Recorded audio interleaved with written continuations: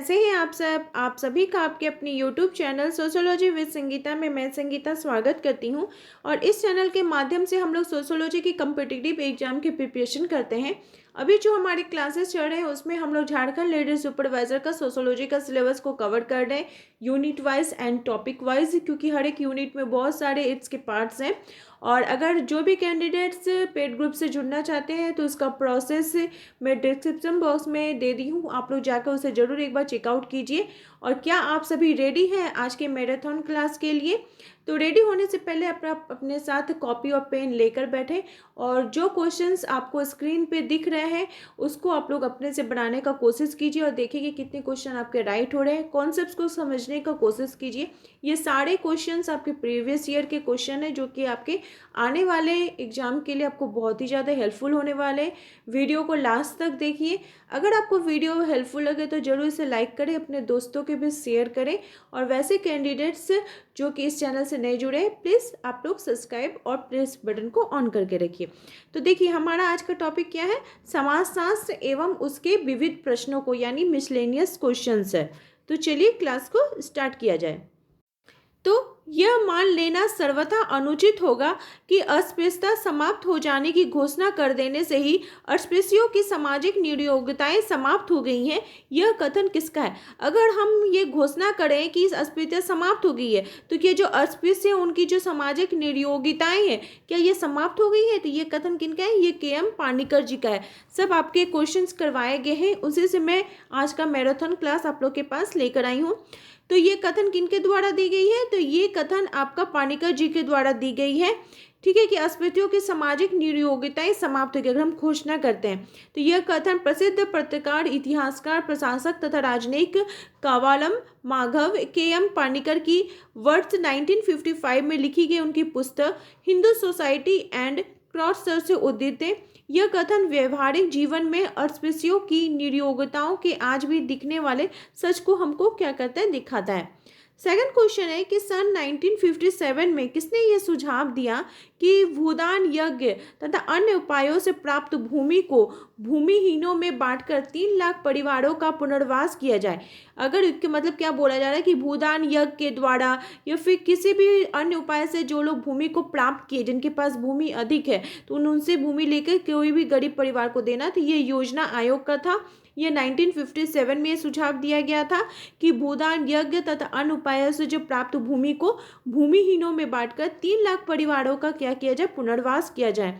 योजना आयोग जो कि वर्तमान में अभी नीति आयोग के नाम से जाना जाता है, यह पूर्णतः एक सलाहकारी या परामर्शदात्री संस्था है।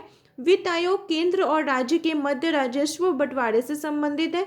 बलवंत राय मेहता समिति जो है इस संबंध में अपने सामुदायिक विकास कार्यक्रमों को करता है। नेक्स्ट क्वेश्चन है कि हरित क्रांति के संदर्भ में निम्नलिखित में से कौन सा कथन सही है? हरित क्रांति जो है यह केवल HYV बीजों के प्रयोग के बारे में ही नहीं थी, ये एक पैकेज था जिसमें कथन के सत्य के बारे में बात की गई है। तो ये दोनों ही जो कथन है ये सत्य है कि जो हरित क्रांति है उसमें क्या बोला जा रहा है कि ये दोनों कथन सत्य है, यानी HYV बीजों के प्रयोग के बारे में ही नहीं था, बल्कि ये पूरी तरह से एक पैकेज था। ठीक है, सिर्फ ऐसा नहीं था कि हम बीज को यूज़ करने के लिए इसके बारे में सिर्फ इसको प्रेशर दिया गया फिर इसके बारे में जोर दिया गया, बल्कि ये पूरे एक प्रेशर के रूप में हमारे सामने आया था। नेक्स्ट क्वेश्चन है कि भूदान आंदोलन केवल भूमि संग्रहण और भूमि वितरण मात्र ही नहीं है, यह तो संपूर्ण सामाजिक, राजनीतिक और आर्थिक क्रांति की दिशा में पहला कदम है। यह व्याख्या किनके द्वारा की गई है? मतलब जब भूदान आंदोलन किया गया तो सिर्फ इसका उद्देश्य ये नहीं था कि सिर्फ भूमि संग्रह करना, उसका वितरण करना। तो ये जो कथन है ये JP नारायण जी के द्वारा दिया गया है। यह आर्थिक क्रांति की दिशा में पहला कदम था। ठीक है, जयप्रकाश नारायण ने स्वतंत्रता प्राप्ति के बाद राजनीति छोड़कर विनोबा भावे का सर्वोदय तथा भूदान आंदोलन स्वीकार कर लिया। भूदान वर्ष 1951 में आरंभ हुआ था। स्वैच्छिक भूमि सुधार आंदोलन था। इस आंदोलन के जरिए ये कोशिश की गई थी कि भूमि का जो वो पुनर्वितरण सिर्फ सरकारी कानूनों के जरिए ही नहीं हो, बल्कि इस आंदोलन के माध्यम से भूमि दान करने के प्रति लोगों में भी स्वैच्छिक प्रस्फुटन हो। जयप्रकाश ने भूदान को अंगीकार करते हुए समग्र क्रांति के रूप में इसे यूज किया था। नेक्स्ट क्वेश्चन है कि भूदान आंदोलन किस उग्र किसान आंदोलन के पश्चात प्रारंभ किया गया था। तो ये जो भूदान आंदोलन, ये तेलंगाना आंदोलन जो कि एक क्रांतिकारी कृषक आंदोलन था 1946 का, इसमें जब हुआ था उसके बाद ये भूदान आंदोलन किया गया था। इस आंदोलन का जो मुख्य नारा यह था कि किसानों व कृषि श्रमिकों के कर्जों को पूर्णतः माफ किया जाए। भूदान आंदोलन आचार्य विनोबा भावे द्वारा 1951 में आरंभ किया गया था। स्वैच्छिक भूमि सुधार आंदोलन था। नक्सलबाड़ी आंदोलन की शुरुआत 1967 में हुई थी। नेक्स्ट क्वेश्चन है कि निम्नांकित में कौन भारत में कृषक आंदोलनों के अध्ययन से संबंधित है। यानी भारत में कृषक आंदोलन की बात किनके द्वारा की गई है। तो AR देसाई, के गॉफ तथा DN धनागरे, ये सभी है, या अर्थात इसका जो आंसर हो जाएगा ये सभी हो जाएगा। ये तीनों ही कृषक आंदोलन से रिलेटेड है, इसको आपको याद रखना होगा। भूदान और ग्रामदान आंदोलन किनके द्वारा चलाया गया था। भूदान और ग्रामदान आंदोलन, तो ये आचार्य विनोबा भावे जी के द्वारा चलाया गया था। भूदान और ग्रामदान आंदोलन किनके द्वारा, तो आचार्य विनोबा भावे जी के द्वारा चलाया गया था। नेक्स्ट क्वेश्चन है कि यह किसने कहा है कि कृषक समाज अंश संस्कृति के साथ अंश समाज है। जो कृषक समाज है ये हमारे संस्कृति का एकमात्र अंश है, ठीक है। तो ये जो कथन है ये AL क्रोबर जी का कथन है। इन्होंने बताया कि कृषक समाज अंश संस्कृति के साथ अंश समाज है, अर्थात pigeon society is a part society with a part of a culture. ये कल्चर का एक पार्ट मात्र है, ठीक है। नेक्स्ट क्वेश्चन है कि निम्न में से किसने अनुसूचित जातियों की सामाजिक और आर्थिक स्थिति सुधारने का प्रयास किए हैं। किसने अनुसूचित जातियों के सामाजिक और आर्थिक स्थिति को सुधारने का प्रयास किया है। तो यहाँ पे 4 ऑप्शन दिए गए हैं। तो जो अनुसूचित जाति है, अनुसूचित जाति है, उनकी सामाजिक और आर्थिक स्थिति को सुधार करने का प्रयास महर्षि दयानंद सरस्वती ने किया। 19 जो शताब्दी थी उसमें नव वेदांतिक आंदोलन विवेकानंद, दयानंद और सरस्वती आदि के नेतृत्व में हुआ था, जहाँ पे हिंदूवाद की पुनर्व्याख्या की गई और अस्पृश्यता एवं अंधविश्वास जैसे तत्वों को अस्वीकार किया गया। महर्षि दयानंद सरस्वती ने व्यवसाय को धर्मनिरपेक्षता पर बल दिया। आर्य समाज के जो संस्थापक थे वो दयानंद सरस्वती थे। ये चीज़ को याद रखिएगा, बार बार रिपीटेड क्वेश्चन है। नेक्स्ट क्वेश्चन है कि भारत में परिवार नियोजन कार्यक्रम कब प्रारंभ किया गया था। तो भारत में परिवार नियोजन ये जो कार्यक्रम है यह 1950 में प्रारंभ किया गया था। और परिवार नियोजन में उनका ये उद्देश्य था कि छोटा परिवार और सुखी परिवार, इसकी अवधारणा दी गई थी। इसी के आधार पर इस कार्यक्रम को आयोजन किया गया था। राष्ट्रीय स्तर पर इसका असर जनसंख्या नियंत्रण था। इसका जो मेन मोटो था वो यही था कि जनसंख्या को नियंत्रण किया जाए। और जब आपातकाल हुआ था तो आपातकाल के बाद 1976 में परिवार नियोजन का नाम बदलकर परिवार कल्याण कर लिया गया। इस परिवर्तन के अनुसार महिला चाहे किसी भी समाज की हो, अगर बच्चों की संख्या और उनके पैदा होने के समय पर नियंत्रण है तो वो अधिक स्वस्थ रहेंगी, इसके बारे में बात की गई थी। नेक्स्ट क्वेश्चन है कि अभिवृत्तियों को मापने के लिए सामाजिक दूरी पैमाना का विकास किनके द्वारा किया गया था। सामाजिक दूरी पैमाना किनके द्वारा दी गई थी। तो यहाँ पे आपके 4 ऑप्शन दिए गए। तो ई बोगार्ट्स पैमाना किनके द्वारा दिया गया था, ई बोगार्ट्स जी के द्वारा। इन्होंने सामाजिक संबंधों में घनिष्ठता और वैमनस्यता, घृणा व प्रेम, निकटता एवं दूरी के आधार पर इसको बताया था। और उन्होंने मापने के लिए समाज वैज्ञानिकों ने के कुछ पैमाने तैयार किए थे। इनमें से एक पैमाना था जो एस बोगार्ट्स ने अपने पैमाने को एक अनुक्रम तैयार करने के लिए यूज़ किया। इसमें वे बताते हैं कि किसी एक छोर पर घनिष्ठ संबंधों का प्रकट करने वाले कथनों को और दूसरे छोर पर विदेशपूर्ण संबंधों को दर्शाने वाले कथनों को रखा जाए। इन दोनों छोरों के बीच इस प्रकार के 5 अन्य कथनों को चुना जाए। बाद में इन 7 वर्गों से इसके बारे में चर्चा की गई। नेक्स्ट क्वेश्चन है कि अभिवृत्तियों को मापने के लिए सामाजिक दूरी का जो पैमाना है या सोपान है यह किनके द्वारा विकसित किया गया था। तो ये आपका ई बोगार्ट्स जी के द्वारा विकसित किया गया था। किनके द्वारा, तो ई बोगार्ट्स जी के द्वारा इसको विकसित किया गया था। इसको हम लोग को याद रखना होगा, सामाजिक दूरी का पैमाना। तो हमेशा हम लोग को याद रखना होगा कि सामाजिक दूरी का पैमाना किनके द्वारा दिया गया है, ई बोगार्ट्स जी के द्वारा दिया गया। ठीक है, इंपॉर्टेंट क्वेश्चन है, बार बार रिपीटेड क्वेश्चन है। नेक्स्ट क्वेश्चन है कि वही सेम क्वेश्चन है, सामाजिक दूरी का मापन किनके द्वारा दिया गया है, तो ई बोगार्ट्स जी के द्वारा। नेक्स्ट क्वेश्चन पूछा जा रहा है कि गरीबी की संस्कृति का मुहावरा किसने दिया था। क्या था, गरीबी की संस्कृति का मुहावरा किनके द्वारा दिया गया था, तो ये जो मुहावरा है ये ऑस्कर लेविस जी के द्वारा दिया गया था। इन्होंने एक लंबे समय तक मेक्सिको एवं प्यूर्टो रिको के शहरी समाजों का उन्होंने अध्ययन किया था। कहाँ का, मेक्सिको प्यूर्टो रिको का, और जिसके आधार पर उन्होंने गरीबी या निर्धनता की संस्कृति यानी कल्चर ऑफ पॉवर्टी की अवधारणा दी थी, और इस पे आधार पर उन्होंने 1950 के दशक में इसको प्रतिपादन किया। अनइम्पॉर्टेंट फैक्ट्स की बात करें तो बहुत सारे विद्वानों का कहना है कि लेविस ने जिसे संस्कृति कहा है उसे सही मायने में संस्कृति नहीं कहा जाना चाहिए, क्योंकि जिस संस्कृति की बात वे कर रहे हैं वो बृहद संस्कृति का एक अंग है, और उनकी अवधारणा को अधिक से अधिक गरीबी की उपसंस्कृति कहा जा सकता है।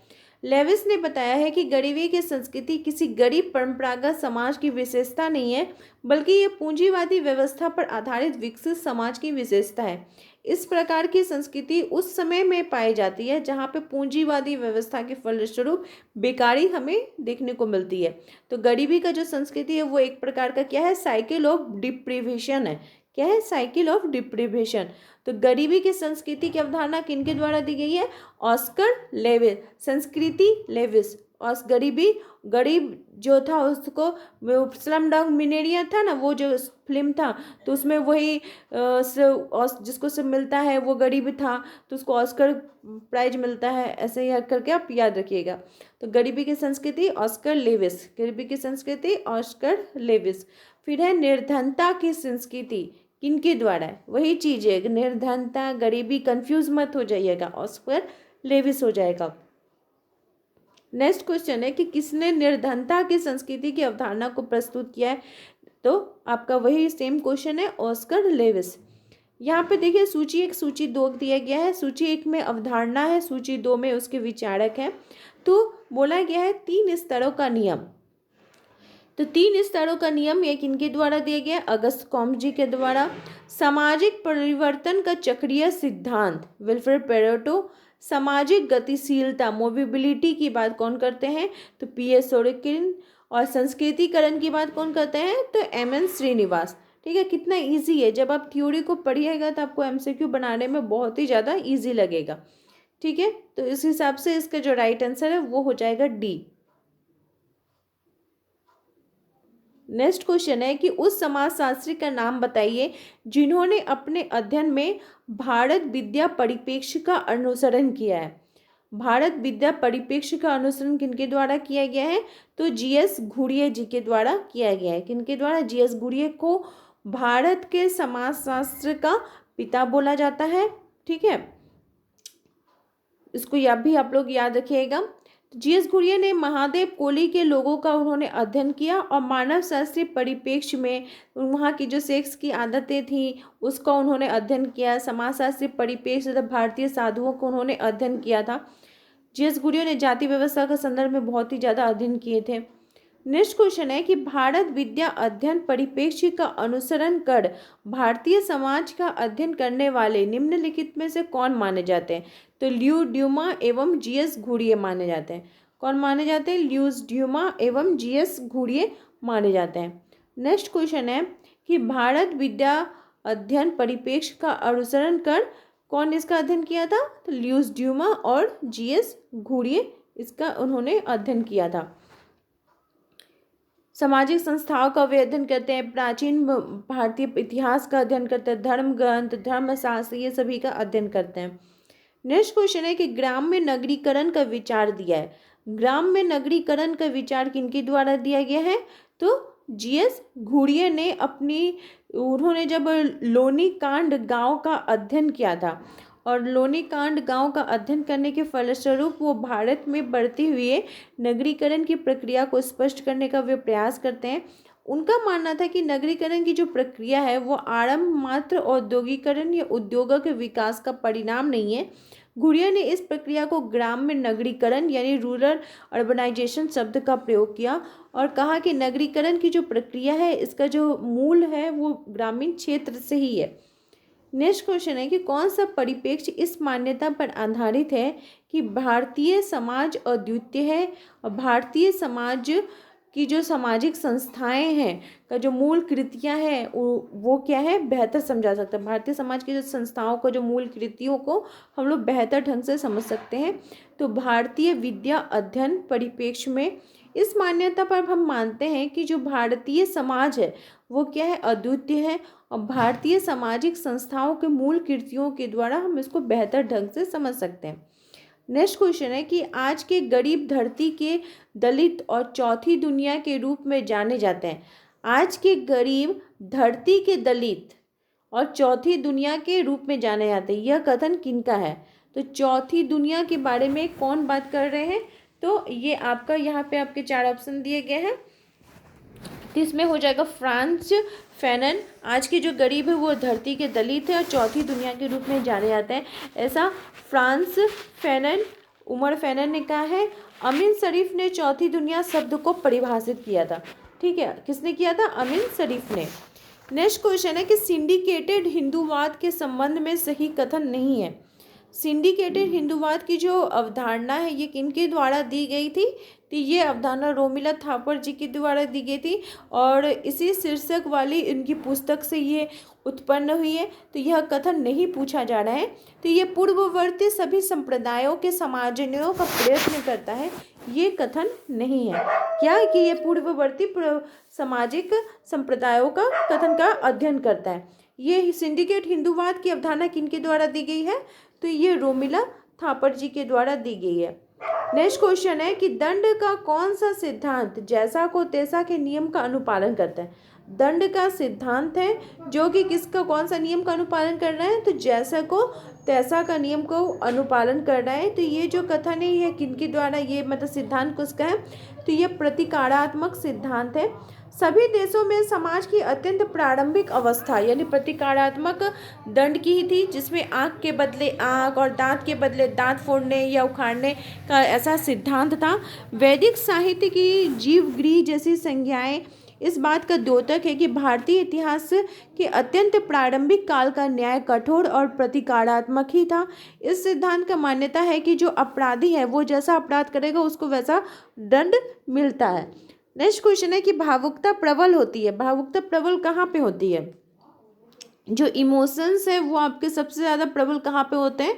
तो वास्तव में असंगठित जन समूह में, भीड़ में, जो कि एकाएक उत्पन्न होती है और सहसा समाप्त भी हो जाती है, जिसमें संगठन का अभाव होता है, क्षणिक स्वरूप होता है उसका, भावना की प्रधानता और प्रमुखता हम देखने को मिलता है।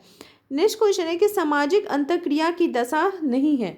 सामाजिक अंतःक्रिया की दशा नहीं है, ये जो कथन है ये किनका है? तो ये पृथकता का कथन है। किनका है? पृथकता का कथन। पृथकता की दशा नहीं है। पृथकता जो है ये सामाजिक अंतःक्रिया की दशा नहीं है, जबकि सामाजिक संपर्क, संचार तथा संवेदन शक्ति सामाजिक अंतःक्रिया की दशा है। ठीक है, कौन कौन सा हो जाएगा? ये सारा आपका हो जाएगा। नेक्स्ट क्वेश्चन है कि बिरसा का संबंध निम्नांकित में से किस आंदोलन से? तो बिरसा जो थे वो झारखंड से रिलेटेड थे। तो बिरसा मुंडा ने 19वीं सदी के एक प्रमुख आदिवासी जननायक थे। उनके नेतृत्व में मुंडा आदिवासियों ने 19वीं सदी के अंतिम वर्षों में मुंडाओं के महान आंदोलन उलगुलाल को अंजाम दिया। बिरसा को मुंडा समाज के लोग भगवान के रूप में पूजते थे। क्या किस रूप में पूजते थे? तो भगवान के रूप में पूजते थे। नेक्स्ट क्वेश्चन है कि भारत छोड़ो आंदोलन किससे जुड़ा हुआ है? तो भारत छोड़ो आंदोलन जो है ये किससे जुड़ा हुआ है?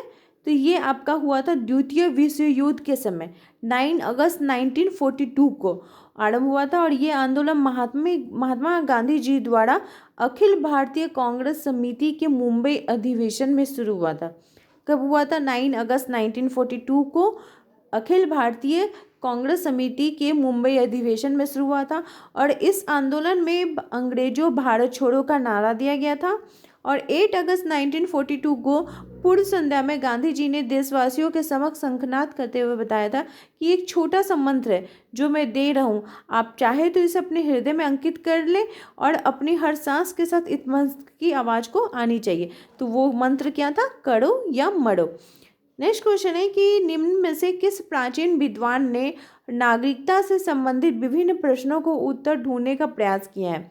तो नागरिकता वास्तव में उस क्षमता या कानूनी हैसियत का नाम है। तो ये जो कथन है ये अरस्तु जी का है, जिसके कारण मनुष्य को अधिकार प्राप्त होते हैं। दूसरे, नागरिकता से तात्पर्य नागरिक की उस स्थिति से है जो वो एक राज्य का सदस्य होने के नाते प्राप्त करता है। प्राचीन विद्वानों में अरस्तु ने नागरिकता से संबंधित विभिन्न प्रश्नों के उत्तर ढूंढने का प्रयास किया है। अरस्तु के अनुसार नागरिक वो व्यक्ति है जिसको राज्य के कानून संबंधी विचार विमर्श और न्याय प्रबंध में भाग लेने का अधिकार हो। अरस्तु ने अपनी नागरिकता संबंधी अवधारणा को पॉलिटिक्स नामक प्रसिद्ध रचना के 3 अध्याय में इसका वर्णन किया है। नेक्स्ट क्वेश्चन है कि किसने लिखा है कि ऐसी कोई वस्तु नहीं है जो अछूत को पवित्र कर सके। ठीक है, ये लोग अपवित्र ही जन्म लेते हैं और जीवन पर्यंत अपवित्र ही रहकर ही मर जाते हैं। तो ये जो कथन है ये किनका है? ठीक है, तो ये कथन भीमराव अंबेडकर का है। इन्होंने अपनी पुस्तक अछूत वे कौन थे और अछूत कैसे बन गए में लिखा है कि ऐसी कोई वस्तु नहीं है जो अछूत को पवित्र कर सके, वे लोग अपवित्र ही जन्म लेते हैं और जीवन पर्यंत अपवित्र बनकर ही मर जाते हैं। नेक्स्ट क्वेश्चन है कि निम्नांकित में से किसने विश्व व्यवस्था पर विचार समाजशास्त्र में व्यक्त किया है? तो विश्व व्यवस्था का जो सिद्धांत यानी वर्ल्ड सिस्टम थ्योरी ये आई वॉलस्टाइन जी के द्वारा दिया गया है। वॉलस्टाइन और उनके जो वैश्विक प्रणाली के अन्य सिद्धांतकार ये मानते थे कि जो विश्व की पूंजीवादी अर्थव्यवस्था है उसका जो बुनियादी आधार है वो अंतर विरोधों से ग्रस्त है, जिसके कारण उसका जो अंत अवश्यंभावी है। भले ही शीत युद्ध के खात्मे और सोवियत संघ के पराभव के कारण फिलहाल सारी दुनिया में उसका बोलबाला हो गया हो। नेक्स्ट क्वेश्चन है कि निम्न में से कौन विश्व व्यवस्था सिद्धांत से संबंधित है? तो विश्व व्यवस्था सिद्धांत से आई वॉलस्टाइन संबंधित है। कौन संबंधित है? आई वॉलस्टाइन। नेक्स्ट क्वेश्चन है कि वैश्विक व्यवस्था आधुनिक सिद्धांत किसने प्रतिपादित किया है? तो ये किनने प्रतिपादित किया? वॉलस्टाइन जी ने। नेक्स्ट क्वेश्चन है कि विकास का विश्व व्यवस्था का सिद्धांत विकसित तथा विकासशील देशों के बीच संबंधों को स्पष्ट करता है। इस विश्व व्यवस्था सिद्धांत से निम्न में से कौन संबंधित है? तो आपके कौन हो जाएंगे? आई वॉलस्टाइन हो जाएंगी। इनकी पुस्तक का नाम है द कैपिटलिस्ट वर्ल्ड इकोनॉमी। इसमें उन्होंने संसार की प्रमुख संस्थाओं की समीक्षा की है। ये संस्थाएं पूंजीवादी विश्व के विकास के संदर्भ में हैं। वर्ग, जातीय समूह, राष्ट्रीय समूह आदि इनका विचार था कि वर्तमान विश्व व्यवस्था के विश्व के सभी क्षेत्र इसमें शामिल होंगे। यह सब कुछ संपत्ति के संचय का परिणाम है, जिसकी प्रक्रिया जो है वो 16वीं शताब्दी में आरंभ हो गई थी। नेक्स्ट क्वेश्चन की तरफ हम लोग बढ़ते हैं कि अधिकारी तंत्र विमुक्तिकरण यानी डिब्यूरोक्रेटाइजेशन की जो अवधारणा है ये किन के द्वारा दी गई है? अधिकारी तंत्र विमुक्तिकरण ये जो अवधारणा है ये आपका किन के द्वारा दिया गया है? यहाँ पे आपके 4 ऑप्शन दिए गए हैं। तो ये SN आइजन टॉड के जी के द्वारा किन के द्वारा? आइजन टॉड जी के द्वारा दी गया है। कौन सा? अधिकारी तंत्र विमुक्तिकरण इस शब्द का उन्होंने प्रयोग किया था। वो इजराइल नौकरशाही के अध्ययन में उन्होंने इसको यूज़ किया, जिसमें लोक कर्मचारी की प्रवृत्ति एवं मुवक्किल के प्रति उनके साथ व्यक्तिगत संबंधों और विकास को अधिक प्रभावित करने के लिए नित्य अनुपस्थिति का वर्णन किया गया है, जो नौकरशाही आदर्शों के अवैयक्तिक और विशिष्ट प्रकार्यात्मक संपर्क के विपरीत माने जाते हैं। नेक्स्ट क्वेश्चन है कि किसी संगठन की औपचारिक संरचना में निहित है। मान लीजिए कोई संगठन है, उसकी औपचारिक संरचना में क्या निहित होता है? तो यहाँ पे आपके 4 ऑप्शन दिए गए हैं। तो कोई भी संगठन जिसका औपचारिक संरचना है, औपचारिक मतलब होगी फॉर्मल, उसका जो स्ट्रक्चर है उसमें आपका क्या निहित रहता है? सत्ता का प्रत्यायोजन, सत्ता का प्रत्यय यानी डेलीगेशन ऑफ अथॉरिटी निहित होता है।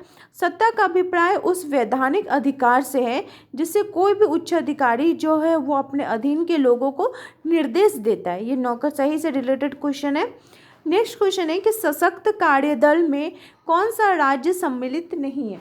कौन सा सशक्त कार्यदल में कौन सा राज्य सम्मिलित नहीं है? राजस्थान, छत्तीसगढ़, पंजाब, उत्तर प्रदेश। तो सशक्त कार्यदल में 8 राज्य सम्मिलित हैं, जो कि इस प्रकार है। पंजाब इसमें शामिल नहीं है, तो वो 8 राज्य बिहार, झारखंड, मध्य प्रदेश, छत्तीसगढ़, उत्तर प्रदेश, उत्तराखंड, उड़ीसा एवं राजस्थान। पंजाब इस कार्यदल में सम्मिलित नहीं है। क्षेत्र विशिष्ट कार्यक्रम यानी एरिया स्पेसिफिक प्रोग्राम की तैयारी करने के लिए सरकार द्वारा सशक्त कार्यदल की स्थापना की गई है। किनके द्वारा? जो क्षेत्र विशिष्ट कार्यक्रमों को देखने के लिए। नेक्स्ट क्वेश्चन है कि आगमन एवं निगमन तर्क किनके द्वारा दिया गया है। तो आगमन एवं निर्गमन जो तर्क है ये आपका यहाँ पे 4 ऑप्शन दिए गए हैं। परिवर्तन का प्रकार, या ज्ञान प्राप्त करने की पद्धति, निर्दर्शन पद्धति है, या उपयुक्त में से कोई नहीं। तो आगमन एवं निगमन तर्क जो है ये ज्ञान प्राप्त करने की एक पद्धति है। क्या है? ज्ञान प्राप्त करने की एक पद्धति है। ये एक ऐसी प्रणाली होती है जिसमें जो व्यक्ति होता है वो विशिष्ट एवं विविध उदाहरणों अथवा अनुभवों के सामान्यीकरण द्वारा वांछित ज्ञानार्जन करने का प्रयत्न करता है। निगमन तर्क प्रणाली ज्ञानार्जन हेतु प्रयुक्त एक ऐसी तर्क प्रणाली है जिसमें व्यक्ति विशेष को सामान्य से विशेष की ओर चलना होता है। वह किसी सामान्यीकृत तथ्य या सिद्धांत को अपनाता है, फिर उसकी सत्यता परख विशेष उदाहरणों के संदर्भ में करने का प्रयत्न करता है। नेक्स्ट क्वेश्चन है कि व्यक्ति के विचार शक्ति लुप्त प्राय हो जाती है। किसी भी व्यक्ति का जो विचार है वो शक्ति लुप्त प्राय हो जाता है। कहाँ पे? समिति में, भीड़ में, श्रोता समूह में, या जनता में। क्योंकि भीड़ जो होते हैं ना, वो भीड़ इसका राइट आंसर हो जाएगा। तो भीड़ जो होती है वो अचानक होती है। इसमें क्या होता है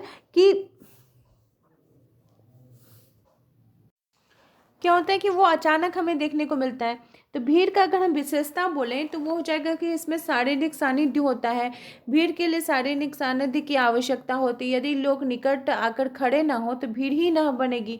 मनोवैज्ञानिक एकता की बात करें तो इसका अर्थ, भाव, विचार तथा इसकी इच्छा आदि इसकी समानता होने से है। अस्थायीपन होता है क्योंकि किसी संवेग के कारण लोग भीड़ का होते हैं, फिर वो धीरे धीरे फिर अपने मतलब कुछ क्षण के लिए होता है, फिर तो वो हट जाता है ना। फिर संवेगशीलता, जब कोई घटना घटित होती है तो उस घटना को किसी न किसी संवेग से संबंध अवश्य रहता है। घटना घटते ही लोग एक स्थान पर जमा होकर उसी संवेग के वशीभूत हो जाते हैं। जिसके मान लीजिए जो घटना घटित हुई है तो उसके लिए वो जमा हुए हैं, फिर वो धीरे धीरे संवेग जब हमारा हटने लगता है तो फिर भीड़ भी कमने लगती है। अंतिम निर्णय की बात की जाए तो तर्क शक्ति के अभाव में तथा संवेग का साम्य होने पर लोग जो मन में आता है वही कर बैठते हैं, चाहे उसका परिणाम अच्छा ही हो या फिर बुरा हो। बुद्धि का निम्न स्तर की भी बात इसमें की गई है। नेक्स्ट क्वेश्चन है कि निम्नांकित में कौन समालोचक सिद्धांतवादी है। कौन सा समालोचक सिद्धांतवादी? बेबर, एडॉर्नो, मैनहीम या बुगार्ड्स। तो इसका राइट आंसर हो जाएगा एडॉर्नो। थियोडोर एडॉर्नो एक जर्मन समाजशास्त्री, तत्व वो संगीत शास्त्री थे। वो समालोचक सिद्धांतवादी थे। वो अपने क्रिटिकल थ्योरी ऑफ सोसाइटी के लिए जाने जाते थे। समालोचनात्मक सिद्धांत सामाजिक विज्ञान और मानविकी से प्राप्त ज्ञान को अमल में लाकर समाज और संस्कृति को प्रतिबिंबित करने वाले मूल्यांकन और आलोचना पर जोर देते थे। नेक्स्ट क्वेश्चन है कि निम्नलिखित क्षेत्रों में से डेविड मेंडलबाम ने अपने अध्ययन किस क्षेत्र में किया है। कौन सा? डेविड मेंडलबाम ने कहाँ पे किया है? तो उन्होंने भारत में अपना फील्ड रिसर्च किया था और उनका जो अध्ययन का क्षेत्र था वो भारत का नीलगिरी था। भारत का नीलगिरी किनका था? तो डेविड मेंडलबाम का था। ठीक है, किनका था? डेविड मेंडलबाम का था। मेंडल मो यानी न एक दूसरे से रिलेटेड है, नीलगिरी न, ऐसे करके ये आपका आएगा। फिर है सबल्ट्रम पर्सपेक्टिव्स। ये अवधारणा किनके द्वारा दी गई है? कौन सा? सबल्ट्रम पर्सपेक्टिव्स की जो अवधारणा है ये इसका मतलब किन्होंने दी है? तो ग्राम्स्की ने, एंटोनियो ग्राम्स्की ने ये बात की है। किसके बारे में? सबल्ट्रम या प्राधान्य। हिंदी में याद कीजिएगा तो आपको याद नहीं रहेगा। इससे कुछ कुछ जो कीवर्ड उसको इंग्लिश में ही याद करना पड़ेगा, तो वो आपके लिए क्या हो जाएगा? ईजी हो जाएगा। और ये जो मत मानने वाले थे वो मानते थे कि जो आधुनिक बुजुर्गा समाज की दृढ़ता का प्रमुख स्रोत यह शासक वर्गीय सांस्कृतिक नेतृत्व ही होता है, जो जन समुदाय पर अपनी मूल्य प्रणाली की छाप को अंकित कर देता है। ठीक है। नेक्स्ट क्वेश्चन है कि डेविड हार्डीमैन संबंधित है। तो डेविड हार्डीमैन जो थे ये किससे संबंधित है? ये आधुनिक भारत के इतिहासकार थे और ये उपाश्रित परिप्रेक्ष्य से संबंधित है। उपाश्रित परिप्रेक्ष्य यानी सबल्टर्म पर्सपेक्टिव। सबल्टर्म पर्सपेक्टिव याद कीजिएगा तो आपको याद होगा ये आधुनिक भारत के हैं, इतिहासकार हैं, इससे संबंधित है। वो उपाश्रित अध्ययन समूह जो सबल्टर्म स्टडी ग्रुप है के एक संस्थापक सदस्य हैं। उनका जन्म पाकिस्तान के रावलपिंडी में तथा शिक्षा दीक्षा इंग्लैंड में हुई थी। इनकी इम्पोर्टेंट बुक्स की बात करें तो भारत छोड़ो आंदोलन में गुजरात के राष्ट्रवादी कृषक, ये सब जो दिए गए हैं बुक्स आप लोग देख लीजिए, ये सब इनके इम्पोर्टेंट बुक्स हैं जिससे आपको क्वेश्चन आ भी सकता है। क्वेश्चन तो आप नोट डाउन करके रख सकते हैं। ये सारे आपके इनसे रिलेटेड क्वेश्चंस हैं। जैसे आपका ऐसे in honour of Ranjit Guha, feeding the Bania, peasant and unusers in Western India 1996, Gandhi in his time and hours, Historians for the subordinated, Missionaries and their medicines, A Christian Modernity for Tribal India, ये 2008 की है। तो ये सब इनकी important पुस्तकें हैं। I hope आप लोगों को क्वेश्चंस अच्छे लग रहे होंगे, आप लोग अच्छे प्रकार से इसको बना रहे होंगे। नेक्स्ट क्वेश्चन है कि गुजरात की जनजातियों में देवी आंदोलन का अध्ययन किनके द्वारा किया गया था? कौन सा आंदोलन? तो देवी आंदोलन का जो अध्ययन है यह डेविड हार्डीमैन जी के द्वारा किया गया था। इन्होंने दक्षिण गुजरात में देवी आंदोलन का अध्ययन किया था जिसमें सबल्टर्म पर्सपेक्टिव को देखने की कोशिश की गई थी। इन्होंने दक्षिण गुजरात में जो 20वीं सदी की शुरुआत में स्थानीय जनता द्वारा किए गए जन आंदोलन को उन्होंने देखा और इसे कौन सा नाम दिया? तो देवी आंदोलन का नाम दिया। ये शांतिपूर्ण आंदोलन था जिसका नेतृत्व स्वयं आदिवासियों ने किया था और उन्होंने देखा कि आदिवासियों के बीच इस आंदोलन को समकालीन सरकार या समाचार पत्रों द्वारा इसको बहुत ही ज़्यादा फोकस करके देखा जा रहा था। नेक्स्ट क्वेश्चन है कि आपका शास्त्रीय और आधुनिक समाजशास्त्रीय दृष्टिकोणों के बीच मूलभूत अंतर निम्नलिखित में से दृष्टिगोचर होता है। तो मध्यम विन्यास के सिद्धांत का विकास पर ये दृष्टिगोचर होता है। कौन सा? मध्यम विन्यास के सिद्धांत के आधार पर। शास्त्रीय समाजशास्त्री दृष्टिकोण व्यापक सामाजिक ढांचे का केंद्र में रहता है, जबकि आधुनिक समाजशास्त्री दृष्टिकोण जो होता है वो सूक्ष्म सामाजिक इकाइयों के केंद्रित रहता है। अगर हम बात करें कि जैसा कि जो हमारा सिद्धांत है वो समाजशास्त्रीय जो सिद्धांत है उसका जो मेन मोटिव क्या है वो समाज की संरचना को देखना होता है कि समाज की जो संरचना है ये किस प्रकार से चल रही होती है। ठीक है। तो हम नेक्स्ट क्वेश्चन की तरफ अपना बढ़ते हैं। तो नेक्स्ट क्वेश्चन हमारा क्या पूछा जा रहा है? देखिए यहाँ पे जो शास्त्रीय और आधुनिक समाजशास्त्री दृष्टिकोण की जो मूलभूत अंतर है वो समष्टि से व्यष्टि सैद्धांतिक दृष्टिकोण तक निःशब्द इसका देखने को मिलता है। ठीक है, इसको आप लोग समझ लीजिएगा क्या बोला जा रहा है क्वेश्चन में। नेक्स्ट क्वेश्चन पूछा जा रहा है कि मानवतावादी समाजशास्त्रियों के विचारों में कौन सी महत्वपूर्ण घटना है जिनको सुस्पष्ट करने से अध्ययन किया जाना है, सुस्पष्ट रूप से अध्ययन किया जाना है। यानी मानवतावादी दृष्टि समाजशास्त्रियों के विचार में वे कौन सी महत्वपूर्ण घटनाएं जिनको सुस्पष्ट रूप से अध्ययन किया जाना चाहिए? तो यह है वे अनूठी ऐतिहासिक शक्तियाँ या क्रियाएं जिन्होंने मानव अनुभवों के क्रम को मुख्य रूप से निर्मित किया है। क्या क्या मुख्य रूप से इसका निर्माण किया है। नेक्स्ट क्वेश्चन की तरफ हम लोग बढ़ते हैं कि सिद्धांतवादियों का समीक्षात्मक संप्रदाय आर्थिक निश्चयवाद तथा सामाजिक जीवन के अन्य पहलुओं को का असंतुलन किस प्रकार ठीक करता है। सिद्धांतवादियों का समीक्षात्मक संप्रदाय आर्थिक निश्चयवाद या आर्थिक और सांस्कृतिक क्षेत्र पर केंद्रित होता है। जो सिद्धांतवादी होते हैं उनका जो समीक्षात्मक संप्रदाय होता है ये आर्थिक निश्चयवाद तथा सामाजिक जीवन के अन्य पहलुओं के असंतुलन को आर्थिक तथा सांस्कृतिक क्षेत्र पर ध्यान केंद्रित करके ठीक करता है। शब्द जो है ये आर्थिक निश्चयवाद अमेरिकी इतिहास के शब्द लेखन में है। इतिहासकार चार्ल्स ए बियर्ड के साथ उनका नाम जुड़ा हुआ है। ये मार्क्सवादी नहीं थे परंतु उन्होंने अपने कार्यों को एक तरफ जहां बैंकरों और व्यापारिक हितों के बीच लंबी अवधि के राजनीतिक संघर्ष में उन्होंने जोर दिया तो दूसरी तरफ कृषक समाजों की तरफ उन्होंने जोर दिया। नेक्स्ट क्वेश्चन है कि आधुनिक नौकरशाही के विकास में कौन सा कारक योगदान नहीं देता है। आप लोगों ने नौकरशाही पढ़ा होगा तो इस क्वेश्चन को आप लोग आंसर कर सकिएगा कि आधुनिक नौकरशाही के विकास में कौन सा कारक है का योगदान नहीं है। तो वस्तु विनिमय की लेन देन की अर्थव्यवस्था का विकास, मुद्रा पर आधारित अर्थव्यवस्था का विकास, प्रशासनिक कार्यों का विकास या कानूनी वैधानिक गारंटियों के विकास। तो वस्तु विनिमय लेन देन की अर्थव्यवस्था का जो विकास है इसका कारक नहीं है। क्या बोला जा रहा है कि आधुनिक नौकरशाही के विकास में मुद्रा पर आधारित अर्थव्यवस्था का विकास, प्रशासनिक कार्यों का विकास तथा कानूनों का वैधानिक गारंटियों की तर्कपूर्ण व्याख्या का योगदान है। वस्तु विनिमय लेन देन की प्रथा पर आधारित हम इसे मान सकते हैं। नेक्स्ट क्वेश्चन जो है ये मिलान करने को है कि समाज में व्यवहार करने के मान्यता प्राप्त या स्वीकृत तरीके ये किनके द्वारा दिया गया है। कि समाज में जो हम व्यवहार कर रहे हैं वो मान्यता प्राप्त होनी चाहिए। तो मैग्याइवर जी का है। रिवाजों का निर्दिष्ट करने की एक सामान्य अभिव्यक्ति अर्बन का, दैनिक जीवन के ढांचे वो गिलिन एवं गिलिन का, वर्ग के सदस्यों के क्रियाकलाप की समान साधारण आदतें र्यूटर एवं हार्ट का। तो आई होप आप लोगों को आज का जो मैराथन क्लास है वो हेल्पफुल रहा होगा। हम लोगों ने प्रीवियस क्वेश्चंस को देखे।